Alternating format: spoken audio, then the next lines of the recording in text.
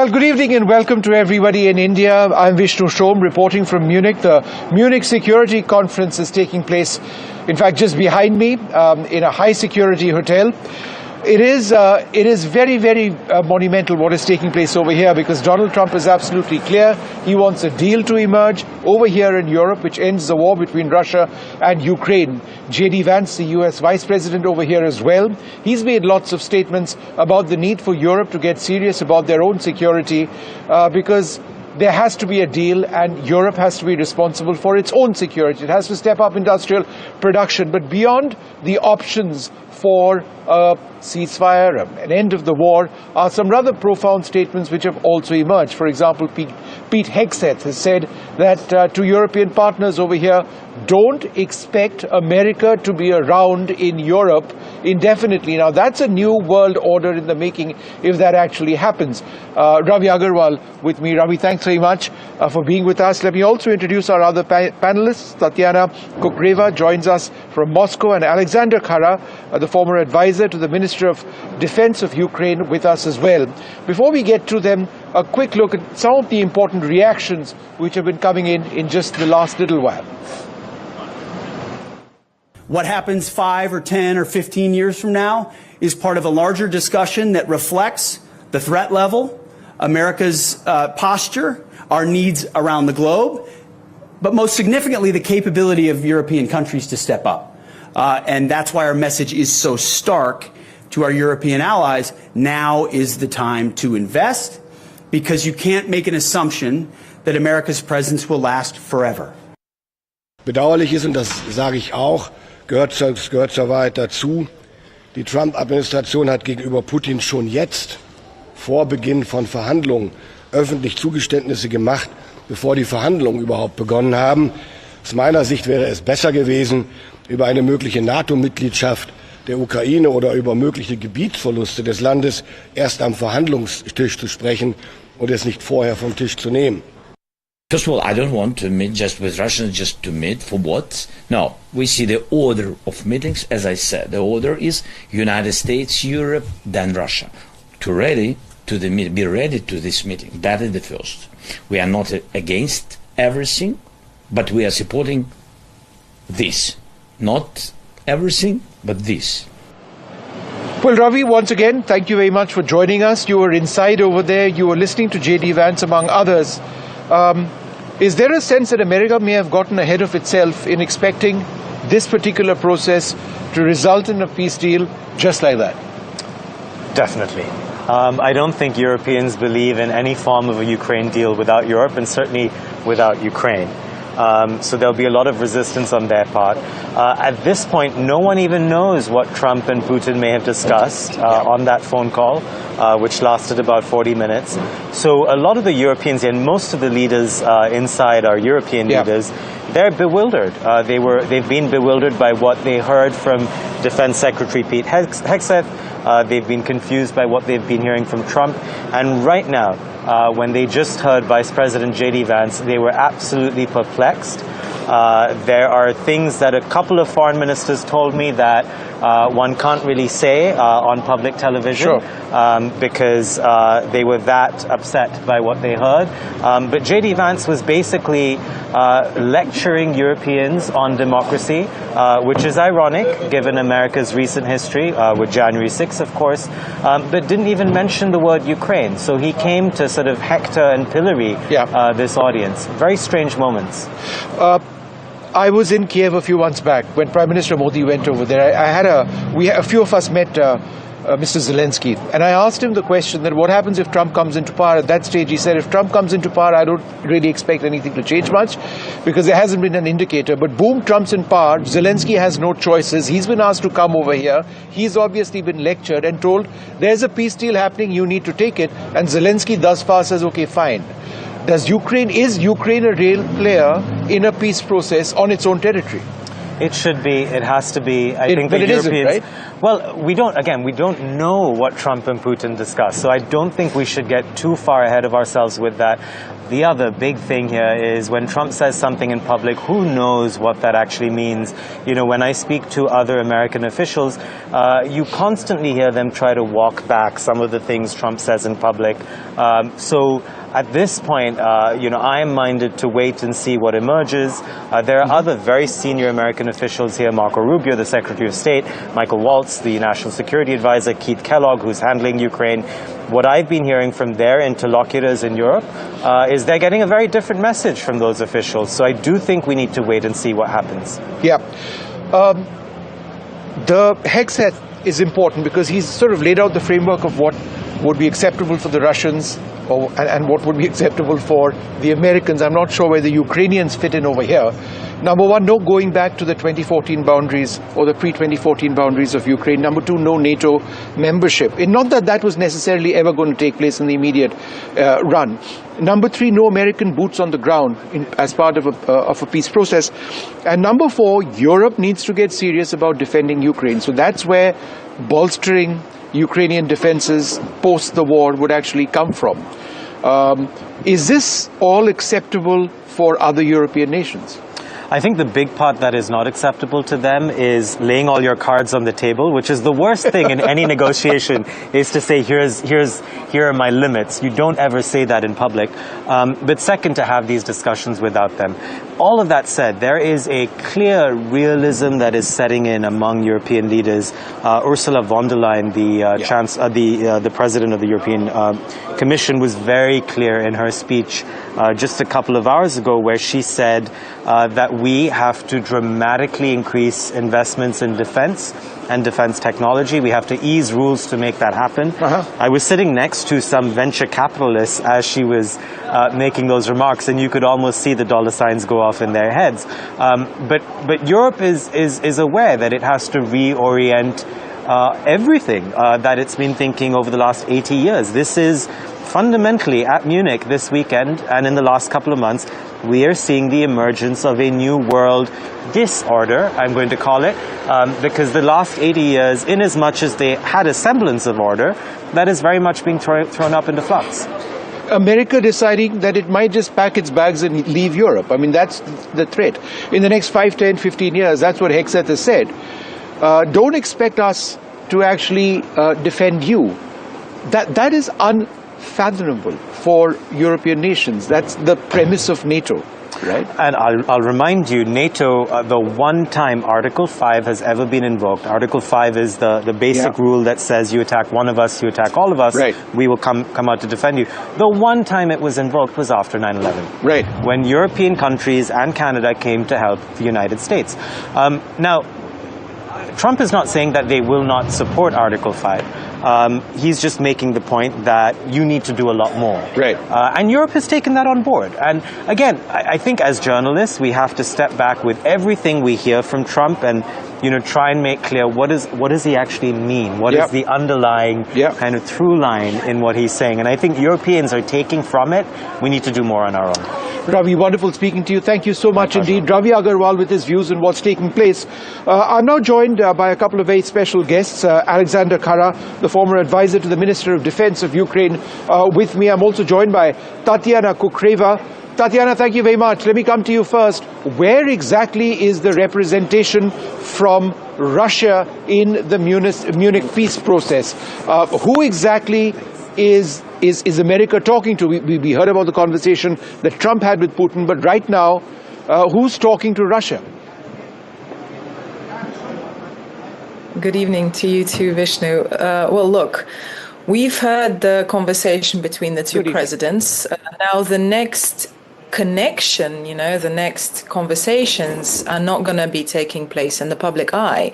Before the two meet in person, I don't believe that these would be the negotiations that we're going to get to see.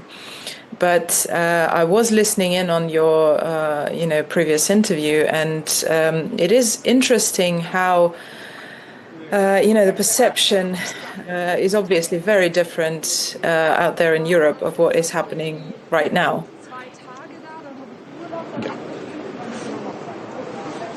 But let me ask you this, Tatiana. Is there a sense, from your understanding of the Kremlin, that Vladimir Putin wants this to end on the terms that has been discussed with President Trump? Well, look, again, we have to understand that we haven't heard all of the terms. We don't know what exactly the two discussed. However, since both presidents have said that this has been a very productive conversation, and also judging by the statements made by even the Trump office since the conversation, we need it is very clear that President Putin has reiterated what he has said since day one. There is not going to be any step backs on our side. That has been the position for almost 3 years now. It will not change. Or at least I don't see it changing, and it makes no sense in the very simple terms, You don't kind of go back when you're advancing, you're going forward, you don't go back on a promise. So I do think that we need to again be careful. I agree with you completely. We need to be careful with Donald Trump. We've seen this once before.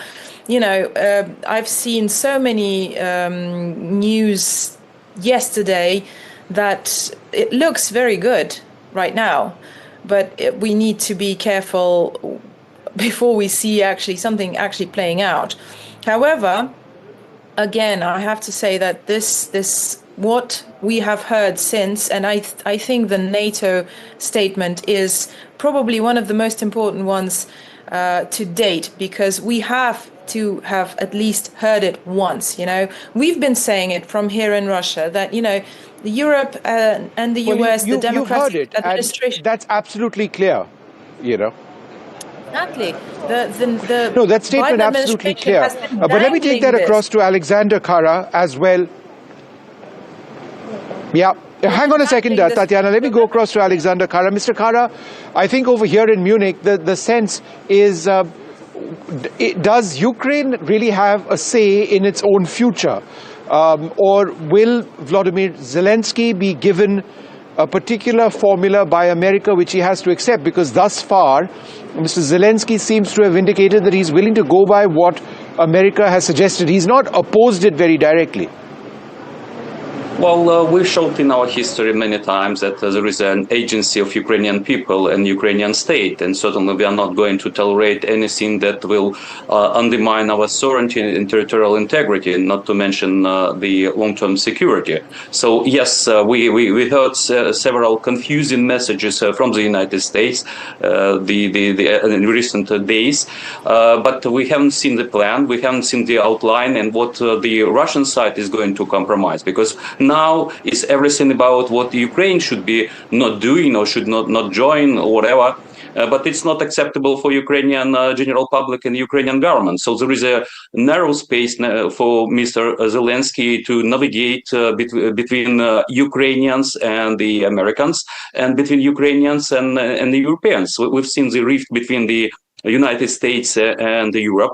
Europe is not, it hasn't been taken into consideration by the Trump administration. He's talking about tariffs against the European Union. He's not talking about engaging Europeans to talk to Putin and to get the common position and common vision of a possible solution. Even though I'm skeptical about peace, it's not going to happen for a long period of time. But we are closer to ceasefire, or sort of ceasefire, and certainly it depends on conditions and depends on the way how we, Ukrainians, Europeans, and possibly Americans, if they are not siding with Putin right away, how we are communicating, how we are forging our position in these negotiations. All right. Let me ask you another question, Mr. Kara. The larger issue over here is America actually telling its European allies that don't expect us to be in Europe indefinitely. 5, 10, 15 years, Pete Hegseth says that Europe has to be aware of the fact that America might just choose to no longer be here. Now, should that be the case, where does that leave you? Well, I don't think that Americans are going to leave Europe for good in 5 or 10 years. At least the nuclear umbrella will be over the European alliance of the United States, for sure. And certainly the United States would not be in a position to freely act in other parts of the world if Europe is vulnerable, if Russia is exerting its power or dominating in Europe. Certainly it's not in interest of the United States, for sure. If we're talking about the role of Ukraine, obviously we are the one that is capable of degrading the Russian aggressive capabilities, and it's better to have Ukraine within the security architecture of Europe. I mean NATO, because there is no other way how to secure Ukraine, how to strengthen our European partners. I agree that there is a absolutely fair criticism of the Europeans. They've been consuming peace dividend for a long period of time, and they were just like free riders of the United States. But we've seen since 2014 and then reinvasion of Russia in 2022, they boosted their defenses. It's not enough. Certainly, it requires some time, but they're doing this thing. And fortunately for Ukraine, even old European countries that were reluctant to accept Ukraine to the European Euro-Atlantic structure, they're changing their mind. Tatiana, let me, I've got you, a wonderful Russian guest. I've got Mr. Kara, a wonderful Ukrainian guest. Without taking a maximalist position, what about war fatigue? That's my question. At the end of the day, there are hundreds of thousands of lives lost on both sides. There is a larger humanitarian issue over here. And of course territory and all of that is important, right? And security, safety. But at what stage do you believe that Russia and Ukraine need to come together, at least on this one principle, that neither side can afford the loss of life anymore? Vishnu, might I jump in here just quickly? I love the enthusiasm of my Ukrainian counterpart. However, let's get back to reality. We're talking once again of somebody suggesting that Russia is supposed to, dominate in Europe or, anything of the sort is just, again, a very well-constructed propaganda constructed by the Biden administration, but it's old now. It doesn't even sound funny anymore, even from our side, It was never about aggression. We don't want NATO at our doorstep. We don't want Russian-speaking population to be killed by Ukrainian people, by the Ukrainian power. The president, that is completely illegal nowadays. Ukraine's membership in NATO isn't going to happen. Oh, no, but Vishnu, we're not even talking about NATO. See, Alexander is talking about the fact that they are at one point going to be a part of the European Union. Let me remind your viewers and Alexander, in case he has forgotten, that they were never offered a European Union membership. The only thing that was on the table back in 2013, we're in the process of negotiating it. So you're just like you are misleading the public. Firstly, secondly, all you right, did Mr. Kara, nothing. half a second. I will come to you next. She's lying. Okay. One second. Let me try and balance this out. Give me 1 second, Mr. Kara. I will come to you. Tatiana, finish your point. Yeah. The only thing that was ever on the table back in 2013 that started this whole conflict, that was an agreement of Euro association that would, and essentially it would create a huge market for European goods in Ukraine and a free trade zone, but it did not at any point suggest actually being admitted into the European Union. We've seen this so many times with post-Soviet republics. Georgia, the closest example, it's not going to happen. Let me get a quick reaction to that.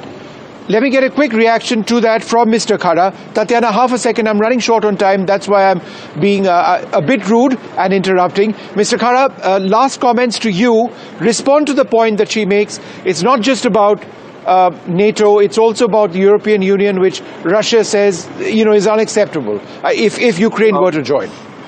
Russia swallowed Finland and Sweden in NATO. It did nothing to stop it. Russia invaded Syria and many other countries in the Middle East and Africa. They are not members of NATO. They didn't want to be members of NATO. So if I'm talking about revisionist and aggressive nature of neo-imperial Russia. If you're talking about European integration, yes, we got the clear message that Ukraine is going to be EU member after the reinvasion of Russia into Ukraine. But finally, you asked us, was it possible to stop the war given this demographic and humanitarian catastrophe? No, we cannot. It's a genocidal war. And we cannot stop defending ourselves, our territory, our people. Mr. Putin is a wanted ICC war criminal for deportation and for capturing Ukrainian kids. He's converting Ukrainian citizens on the occupied territories into the migrant staff. So he is not going to stop. He didn't stop since 2014 and 15 when we have these agreements, so-called Minsk arrangements. He committed many crimes in Ukraine since 2022. And we have no other choice but to defend our sovereignty, our identity. Finally, just one thing. I am native of Donetsk. It's an eastern city that occupied by Russia since 2014. I am Russian speaker. So it's a lie that there were violation of our rights. It was an annexation of Crimea. It was admitted by Mr. Putin as a special operation. Then a proxy war in Donbass. All right, Mr. Kara, again, I'm out of time on this, but I do take the point that you're mentioning that you can't stop at this stage. But where does that leave Ukraine and the millions of lives on both sides, hundreds of thousands of deaths? Let us hope that there is a peace formula that works for both sides and for the world at large. My colleague Gauri Dwivedi had a very special interview linked to all of this earlier on today. Let's listen in. Dr. Walker, thank you so much for speaking to NDTV. We talk at a time when there is expectation of some sort of a proposal that may be on the table to end the almost 3-year-long Russia-Ukraine war. In your assessment, when the meeting takes place and when the proposal does come about, as someone who's been part of the previous Trump administration, how hopeful are you that there will be some sort of a negotiated settlement to this war? Yeah. Well, thank you very much. It's a pleasure to be with you. I don't think there is a concrete plan on the table just yet. I think this is really some of the very beginning of pressing parties to come to the table, particularly pressing Vladimir Putin to come to the table and to try to stop the war, to agree to a ceasefire. I frankly am very optimistic about getting a ceasefire this year. That is to say, an end to the fighting. I think the Russians need that. I think the Ukrainians want that. And I think President Trump is going to push for that. As for a final agreement on a settlement, I am very skeptical that we will ever get there. Putin's plans, Putin's desires are to eliminate Ukraine as a state. He doesn't want to see a sovereign, independent Ukraine. He doesn't believe that Ukrainians are an independent people, that he thinks that they're all Russians. And so I don't think he's going to agree to anything that's reasonable at all. So we may end up in a situation that is based on an end of the fighting and then deterrence against Russian future attacks, and then integrating Ukraine into the rest of Europe. So we have sort of an uneasy peace rather than a final settlement. Come as that may be, that whatever may be some sort of a peace formula that may be agreed upon, even if it's far from optimal or perfect, do you think that could really sort of put an end to the long-drawn war and work towards some sort of a long-term settlement is not the right word, but some sort of a negotiated peace agreement that all parties may be open to? And the reason why I ask you this is because this is coming in the backdrop of Pete Hegseth's comments, which said that Ukraine is not going to enter NATO, there's not going to be any American troops in Ukraine, and going back to the 2014 border is now absolutely unlikely. In the backdrop of those comments, and in the backdrop of a settlement that may be far from optimal, what do you think would be the future of Russia, Ukraine, and Europe equation vis-a-vis US? Right. So since then, Vice President Vance has clarified that that's not taking any options off the table. All options are on the table. As for NATO membership, that's not something that should be discussed with Russia. That is something only for Ukraine and NATO to discuss. It's not any of Russia's business. As for the 2014 borders, President Zelensky has said that it's not realistic to retake the territory militarily at this time, and that Ukraine is prepared to have a ceasefire and to pursue the return of its territory by other means. Political, diplomatic, and so forth. So it is the commentary about this in public has been, I think, as if Hegseth or the United States is giving things away. That doesn't seem to me to be what's actually happening. As for the future, and to your question, I think it really comes down to containment of Russia. It is deterring Russia from future attacks. Vladimir Putin believes that Russia has a right to be an empire, believes it has a right to own territory that belongs to other people. He has tried to take this militarily, and he is continuing to try to do that. And I think the only thing we can do is make sure there is enough presence to stop him.